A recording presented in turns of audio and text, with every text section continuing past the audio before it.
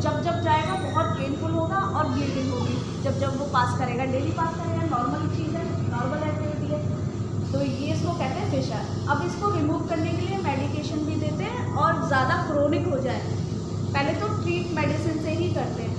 घर में कुछ ना हो, घर वालों को एडवाइस कर दो गुनगुने पानी में बैठ जाओ आप बीटाडिन डाल के, तो उससे बहुत रिलीफ मिलता है। पेन नहीं होगा, स्वेलिंग कम हो जाएगी। पेन और स्वेलिंग गुनगुने पानी से कम होती है, रिड्यूस होती है, ठीक है। और एक दर्द की गोली एंटी स्पाज्म दी जाएगी, क्योंकि एनल एरिया स्पाज्मेटिक होता है, ठीक है। तो एंटी स्पाज्मेटिक दिया जाएगा उसको, जैसे टर्बोनिक स्पाज्म है, सुबह शाम एक गोली दे देंगे तो रिड्यूस होगा, इतना पेन नहीं होगा। और अगर ज़्यादा ब्लीडिंग है तो एक वो होता है एंटीकोगुलेंट दिया जाएगा। एंटीकोगुलेंट का मतलब है ब्लीडिंग कम करने के लिए, खून गाढ़ा कर देंगे, पतला था इसलिए वो निकल रहा है, खून गाढ़ा करने के लिए वो दी जाएंगे। जैसे इथासिल है, इथासिल कहते हैं एंटीकोगुलेंट, इथासिल हुआ, ट्रेनेक्सा हुआ, 2 चीज़ें होती हैं, ठीक है, 2 गोलियाँ होती है, ट्रेनेक्सा और इथासिल, खून को रोकने के लिए। जैसे किसी को खून में ब्लीडिंग स्टार्ट हुई, नाक से, लैट्रिन के रास्ते, कहीं और से ब्लीडिंग स्टार्ट हो गई, या एमसी होते हैं तो उसमें बहुत ब्लीडिंग होती है, उसमें भी दी जाता है इथासिल, ठीक है।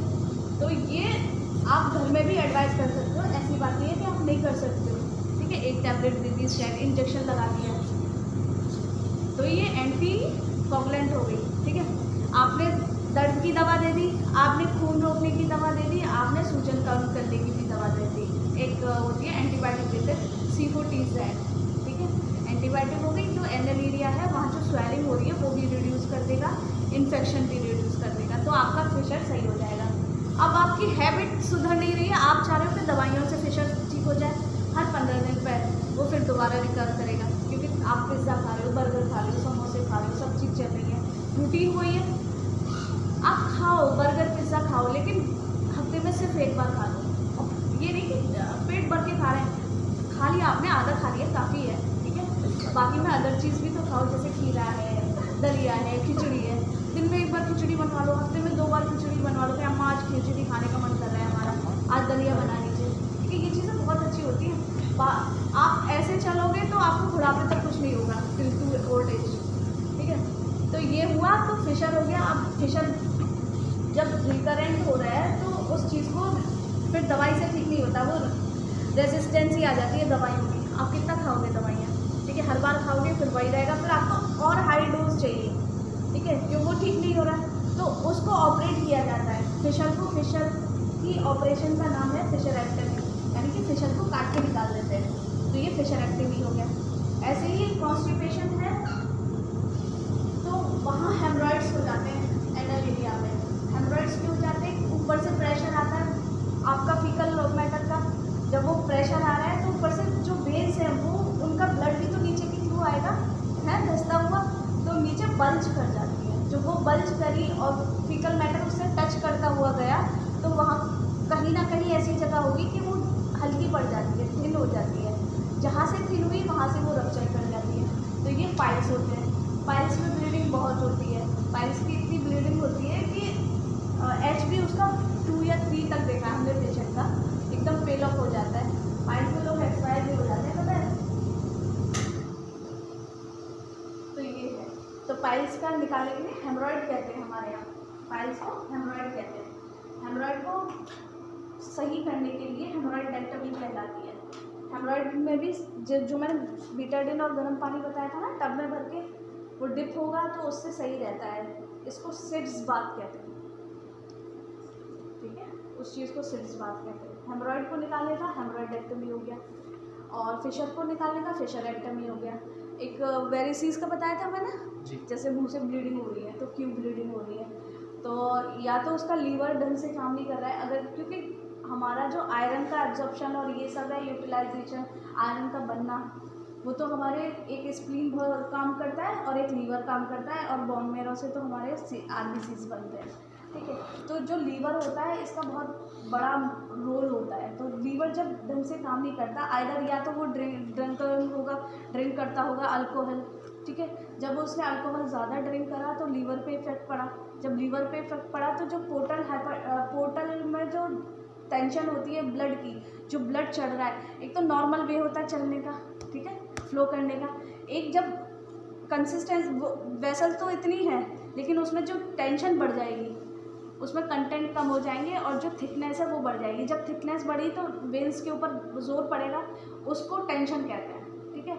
वेन्स की जो लीवर की वेन्स हैं उनमें पोर्टल हाइपरटेंशन कहलाता है। पोर्टल का मतलब वेन्स हो गई लीवर वाली, हाइपरटेंशन यानी कि ज़्यादा उसके अंदर थिकनेस आ गई तो उसमें ज़्यादा वो बढ़ गई, ताकत बढ़ गई ब्लड में ज़्यादा फ्लो करने की, ठीक है। ब्लड की क्वांटिटी उतनी है, ताकत ज़्यादा है, फ्लो ज़्यादा हो रहा है तो वो एक टेंशन क्रिएट कर देता है, जिसकी वजह से वेन्स डायलेट होना शुरू हो जाती हैं, उसको जगह नहीं मिलती, थिक हो गया तो उसे ज़्यादा जगह चाहिए, मोटा हो गया है, ताकत नहीं है उस ब्लड में लेकिन उसकी थिकनेस बढ़ रही है। तो जब वो थिकनेस बढ़ रही है तो ब्लड वेसल्स भी बढ़ेंगी, जब ब्लड वेसल्स बढ़ेंगी तो वो ब्लीड करेंगी, क्योंकि टिश्यू उतने ही है ब्लड वेसल के, कोई एक्स्ट्रा में ऐड नहीं हुए, तो कहीं ना कहीं से थिन हुई फिर वो रप्चर करेंगी। तो ये वेसल्स हमें कहाँ दिखाई देती हैं, ईसोफेगस में, जो हम खाते हैं, खाने की नली, फूड पाइप, वहाँ दिखाई देंगी, और स्टमक के एरिया में जब जे मैन्योर करते हैं, देखा था हमने काला काला जो स्कोप दिखाई दे रहा था हमारा, वहाँ दिखाई देती है, एक वहाँ दिखाई देती है और एक ईसोफेगस में दिखाई देती है। ये बहुत डेंजरस होता है, क्रोनिक लीवर डिजीज़ वाले जो पेशेंट होते हैं मोस्टली उनको होता है, 1-1 लीटर के हिसाब से ब्लीडिंग होती है उल्टी की, ऐसा होता है। और ऐसे ही लोग, इन लोगों का टीटी कराना चाहिए, ट्रिपल टेस्ट, क्योंकि हेपेटाइटिस या तो सी होगा या बी होगा, ठीक है। उनका बहुत पॉजिटिव मरीज़ से हमेशा प्रिकॉशन लेना, ठीक है। जब भी मरीज़ के पास जाओ कोई बात नहीं, सारी वो लो ये लो, लेकिन कोई प्रोसीजर करने जा रहे हो, जैसे लाइक इंट्राकेथ अप्लाई करने जा रहे हो, तो इंट्राकेथ लगाने से पहले टीटी एनआर स्टेटस देख लो कि नॉन रिएक्टिव है। टीटी का मतलब है triple test, NR non reactive, ठीक है। टीटी एनआर लिख रहा है, इसका मतलब उसे कोई इन्फेक्शन नहीं है, आप कर सकते हो बिगर ग्लव्स के भी, लेकिन तुम्हें नहीं पता ना उसका स्टेटस क्या है, पॉजिटिव है या नेगेटिव। कहीं भी जाओ, कैजुअलिटी में जाओ, क्योंकि ज़िंदगी एक बार मिलती है बच्चे, अच्छे से करना होता है। आप पॉजिटिव हो गए, आपकी फैमिली पॉजिटिव हो जाएगी, आपके घर में जितनों का आपसे टच होगा, हाथ टच नहीं, रह रहे साथ, वो अच्छी बात है, ठीक है। दूसरे टच भी होते हो, अगर टच हुआ तो उसको जाएगा इन्फेक्शन।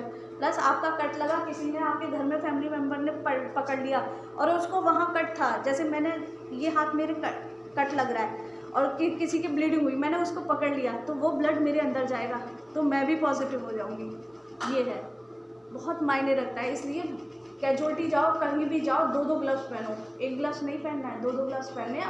अपनी प्रिकॉशन हमारे हाथ है, अगर एक बार इन्फेक्शन चला गया, कोई किसी के काम नहीं आता। स्टाफ का क्या है, वो तो काम निकलवाएगा, मैं काम निकलवाऊंगी तुमसे, तुम आए हो काम करोगे, ठीक है, लेकिन तुम्हारी जिम्मेदारी है अपना ख्याल रखना, है ना। तो ओटी में जाओ, कहीं भी जाओ, पहले फाइल देखो, नॉर्मली जाते हो बात मत करो, पहले अपना सारा देख लो कि ये एनआर है, क्योंकि बेसिक चीज़ वही है, वहीं से शुरू होगी, सारी चीज़ें आप टच कर रहे हो उसकी। तो पहले पेशेंट का स्टेटस दे दो, एनआर है, टेंशन फ्री होके काम करो, फिर बाकी चीज़ें बाद में करो। ग्लव्स पहन के दिखाओ, चलो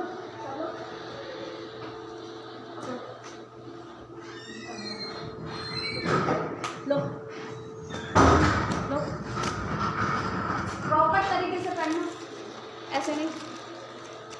लो, पहले मैं पहनती हूँ, चलो बाहर आ जाओ, राजी से सफाई कर लो, आ जाओ बाहर आओ।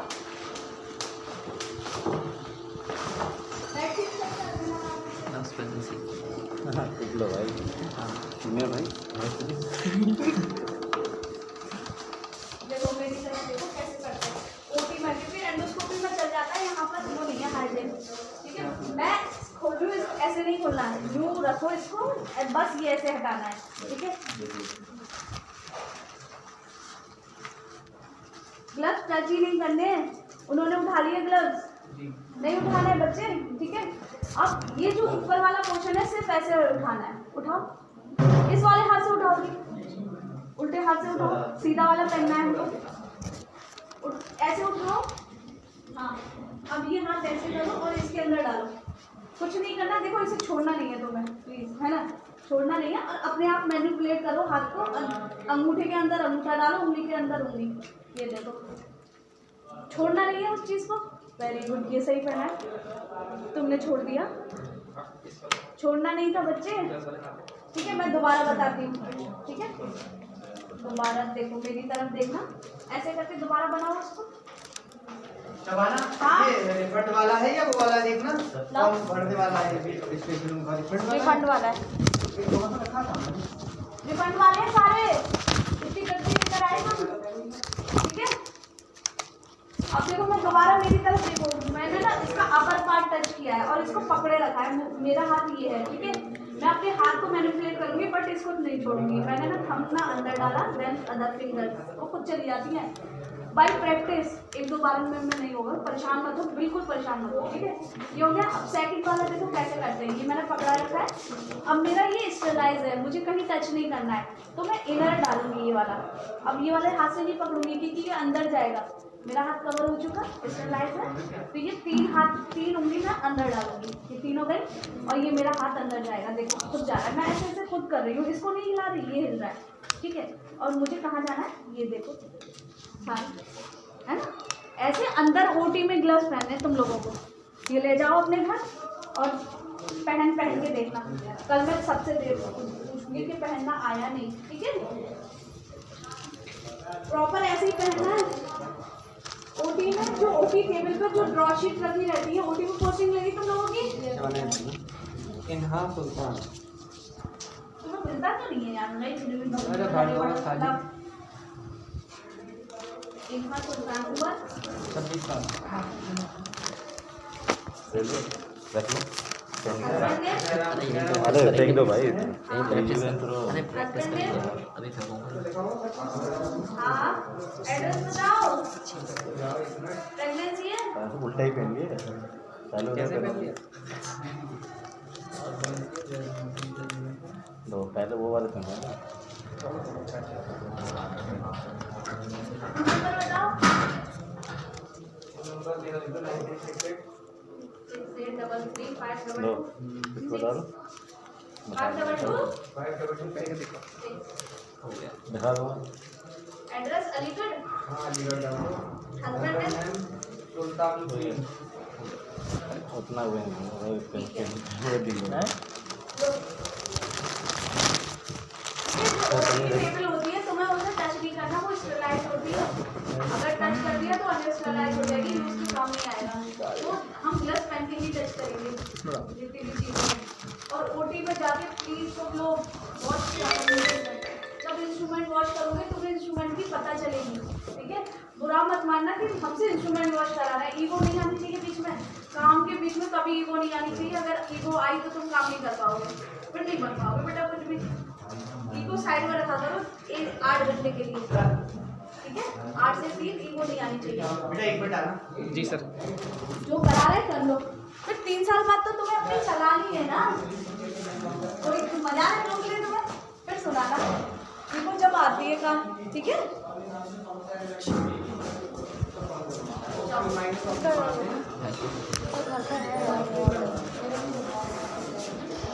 और कब से ये फरवरी कहीं